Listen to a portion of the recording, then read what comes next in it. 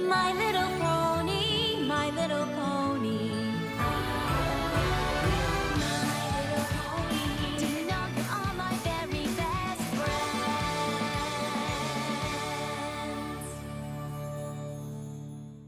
Hello, my little comic book ponies! I'm Critical Analysis, and I just finished reading My Little Pony number 41. This is an unusual beast, and I have no idea how to tackle this. So let's not waste any time and look at the cover. Why? Because take a look at this. It is very reminiscent of Disney's Little Golden Books collection. It's purposely meant to look like a children's storybook, and is instantly eye-catching. Unfortunately, the variant covers don't fare as well. The subscription variant, while is a nice piece of art, has nothing to do with the story at all. And the retailer incentive cover looks very nice, but it's not as eye-catching as the regular cover.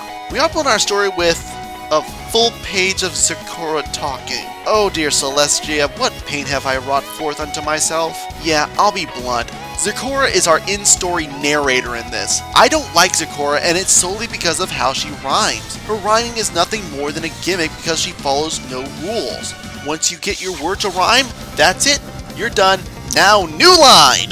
It doesn't matter how many words or syllables comprise each line, just make sure the last words rhyme with one another and you're an instant poet! Now, it was a smaller problem in Friends Forever 21 because she didn't talk that much, but here she talks on almost every page. It gets downright obnoxious and you just want her to shut up! Anyway, as Sakura narrates, our story truly begins with Rainbow Dash waking up for the release of the newest Daring Do book. She and Take dash off immediately to go join the others when she runs into a cloud. A foreman, who not only bears the union number of auto workers and not construction workers, but is also not a Pegasus and should not be able to work in the clouds, explained that these clouds have been super condensed into something akin to a brick. As he explains, a little black cloud appears next to Rainbow Dash. Dash sneers at the foreman and leaves, causing another little black cloud to appear by the foreman. Sakura explains that these are drearies. They spread when one pony is absolutely not nice to another, and boy does it spread. It chains all around Ponyville, including the main six when Dash yells at them for waiting for her like she asked them to, and not waiting in line. This eventually creates a giant cloud above the town. Sakura decides to send Tank in to console Dash, but Tank bumps into her. Tank, watch where you're going! Yeesh, this is already the worst day, and you're just trying to make it even more terrible! If you're gonna be underhoof and annoying, you can go home! It was at that moment that Dash realized just how badly she screwed up, just how mean she's been all day. And it was with that one little act of forgiveness that her dreary, and subsequently those of her friends, disappeared. Dash then realized that she caused every pony to be in a bad mood. She sets to make things right, starting with her friends. This again chains until every pony is happy and buying Daring Do books in a full-page spread including a perplexing image of Scootaloo and Apple Bloom sharing a milkshake? What? Either they're really good friends or...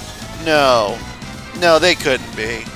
Anyway, our comic continues with Sakura finishing her tale of the drearies, and how you should be kind to others even when you're mad, because it's not their fault, and taking it on them will cause them to be upset and for them to pass that on to others. And so our comic ends with the main six reading in the park while Rainbow Dash flies past the guy she angered before, still with a dreary on his head. Horrors, what's this? Has a lone dreary eluded the rays of friendship? Will Plum Bob have a very bad day? Will Pinky remember that she has a cake in the oven? The answer's next time. Same pony time, same pony comic.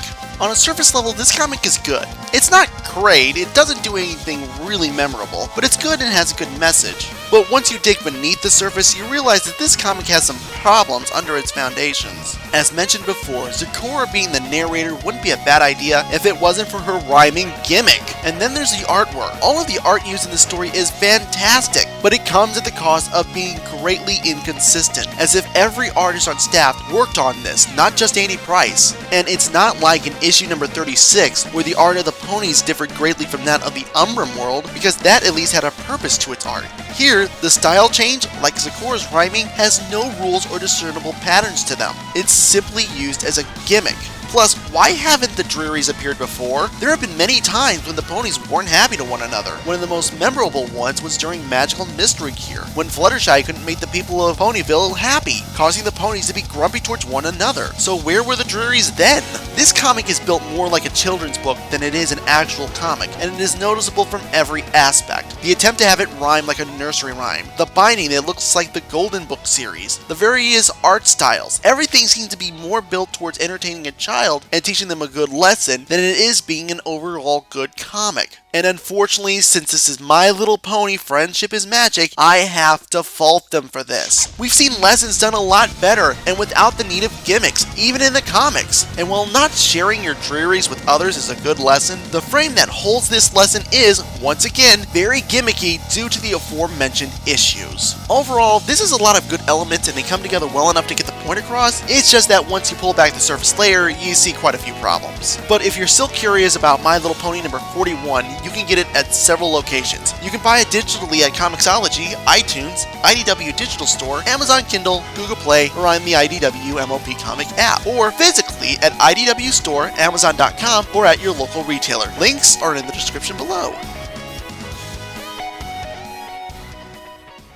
Hey, thanks for watching! I do more than just comic reviews, so why not click that bottom video to go watch Cyber Angel Plays, where I play various video games. Or click on that top video to go watch my last review. And remember to click that like button and share on social medias if you enjoyed the episode, leave a comment below to help me improve the show in the future, and to subscribe to keep up to date on all of my latest videos. I'm Critical Analysis, signing out.